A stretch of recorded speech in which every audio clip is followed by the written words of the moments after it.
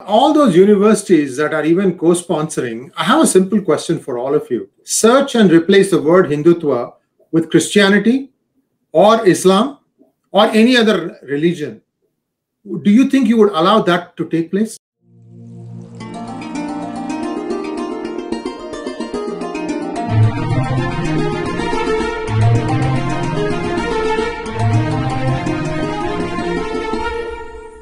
Namaskar. Hello and welcome to PGurus channel. I'm your host Sree Iyer. Today I have with me Srimati Richa Gautam, and she is no stranger to our side. Richa has been before on our channel. Namaskar, Richa ji. Namaste. And Richa ji has been writing about issues that concern all of us, especially the young. And you read some articles of hers. The latest one that she wrote on this Dismantling Global Hindutva conference has really taken off. It's gone viral. Congratulations, Richa ji. Thank you, Sree ji. Thank you so much. Yes, I think I've received lots of compliments, and I know Subramaniam Swamiji tweeted it. So after that, I think it's really gone viral.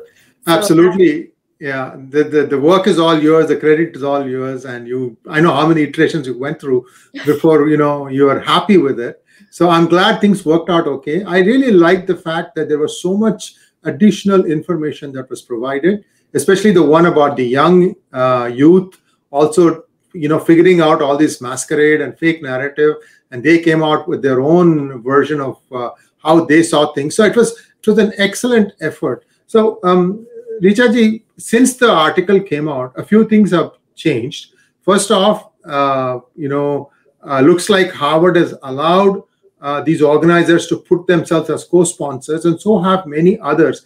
Perhaps you can first give us an update on where things are on that conference. Yes, Shreyaji. Actually, the iterations in my article also happened a lot because this is such a fluid situation, constantly changing, and so the point here is that, a lot of the changes are because there's so much activism and so much enthusiasm, whether in the youth, whether among the, organizations, the Hindu organizations. No one is sitting quiet, maybe about 6 months ago, I wrote about how, the caste issue was taking over the California region and the state, and people are sleeping, and I call them the Kumkarans. But it's no longer the case. This dismantling Hindutva, the sort of violent imagery on that on the poster, and just the overall theme, and people are just getting riled up, and the activism has really grown. The latest that we have, even though Harvard tried to put that legal challenge, I think what has happened now is that they are on as a co-sponsor. And what is very important here is that earlier the logos came off, right? They tried to show as if, oh, these universities are supporting us. Then the logos came off, and then just the names of the universities were there. Now it is the names of the universities, but with their department, and I think that the best thing would be for them to just name the person. There's a single person most of the time in each department. I live, where I live, I know there's just one person there, and she's an Indian American who is part of this, conference. So they probably need to name that person. Then it will be a complete story. That is what I think. Absolutely, we will. I mean, let it happen, and then let that person take part in this. And this is believe me, they don't know what they are getting into, but that's all for a later day. Richa ji, when somebody says co-sponsor, so I just want to get it absolutely right. All it means is that a certain individual that belongs to a certain department in that university is perhaps participating in a certain way in this conference. It does not mean that the university endorses it. It doesn't mean that the university sponsors it, because sponsorship means university actually gives money to have their logo placed prominently on the website. So all that is not happening. So this is something where they are trying to somehow save face and say that we are still relevant, when we know that the word dismantling could be interpreted in a way that means that you are trying to destroy a religion, and thereby this could cause possible grounds for violence in some cases. So there is a legal matter on this. I think we'll have to let this conference take place and then perhaps, go after the organizers. I don't know how that's going to play out, but be that as it may, the fact is now the Sanatani community is more awake, more active, more aware of where things are going, in my opinion. How do you see it? Because I think now the campuses have reopened again in person this year. Absolutely. The campuses, the activities are on full swing, right? And I think though this conference is an online conference, right?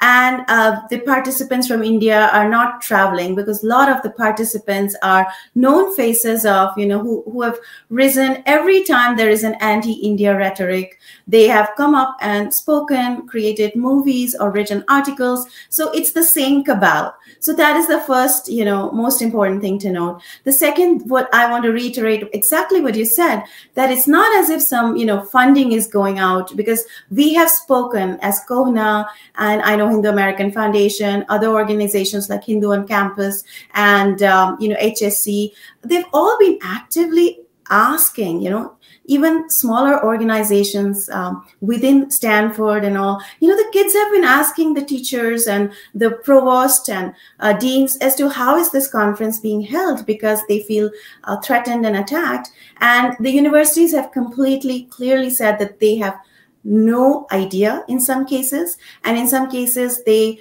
say that, it's just one person in one department, or, the department makes those decisions. So clearly they are not funding it. If they were funding it, they would have clearly wanted to show their logo. In fact, they have asked to remove the logo. And this whole idea of, Hindutva is so different from Hinduism, I don't think in America we need to, first of all, have that debate. That is the most important thing, right? We don't need to have this debate in the United States. I mean, who and why is bringing this up is a very important thing. And like you said, it has to play itself out. Kohna is hosting a congressional hearing this September 8th to brief some of the Congress people about what's going on and why Hindus are feeling threatened. And, Hindutva and Hinduism cannot be, separated as two different identities. It's two different languages, first of all. Hindutva is a Sanskrit or a Hindi term, right?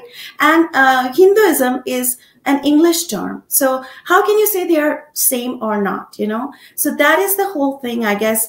It's definitely a lame duck conference, as I've said in my article, and the number of iterations that they have had to go through really shows that the Hindus have come up and are absolutely upset about this.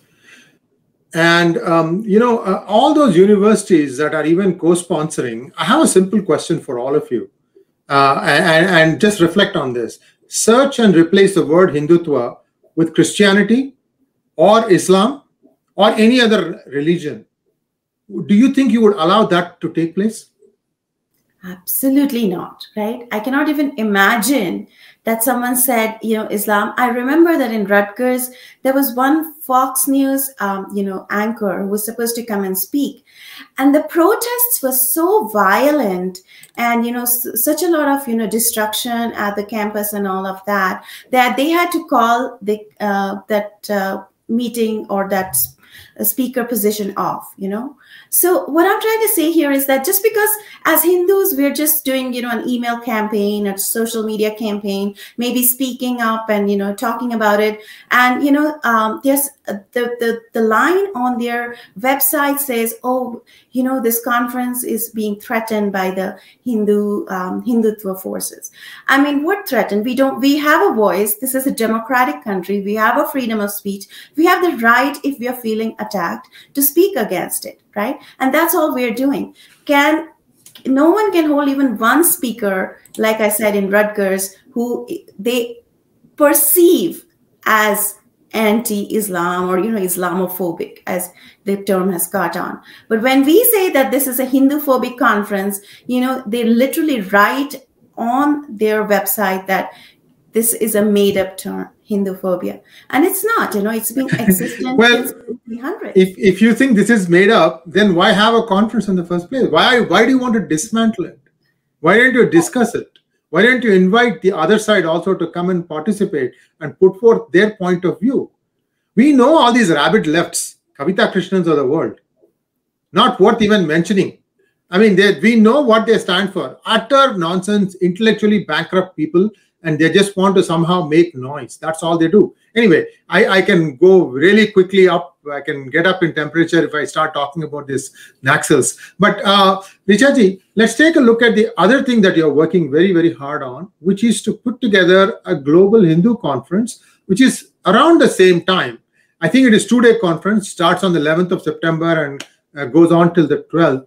And can you share with our viewers a little bit about that? Because now the viewers have a choice. You can go and watch the Dismantling Global Hindutva Conference, see how people will take a stick to Hinduism and Sanatana Dharma, or you can watch ours, where, why I say ours is because I'm also a panelist in one of the programs. You've been kind enough to give me a space there to understand really what it is, because Sanatana Dharma, actually, Richa, I tend to not use the word Hindu. I tend to not refer to myself as a Hindu, because that is a construct that is used by others to refer to us.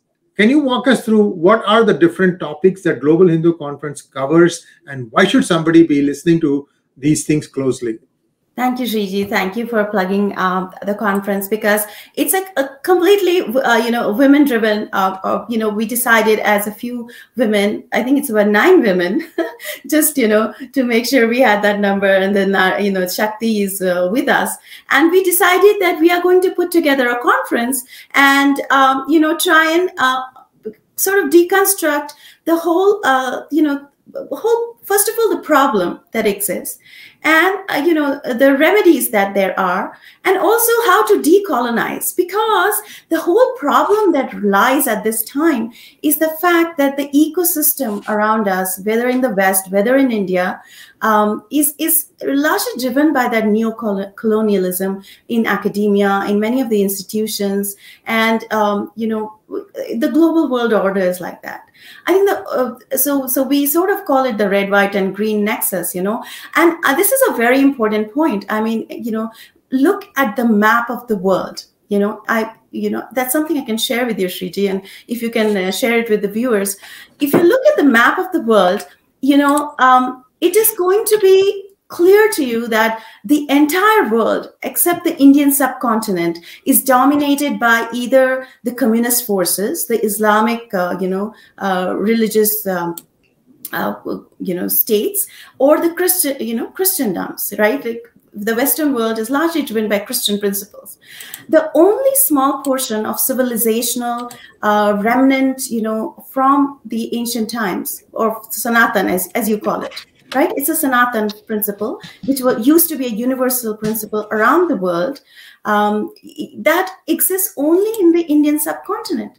And that remnant is really at loggerheads with these ideologies in many ways, which is why you have this conference, these kind of things coming up, propping up, neo-coloniality existing within institutions, academia, media, everywhere, So unless we deconstruct it for the people, this whole idea of this conference is to deconstruct it, to understand it from our civilizational point of view, which we don't get in our schools, when we go to study at colleges. We don't get to hear it or listen to it.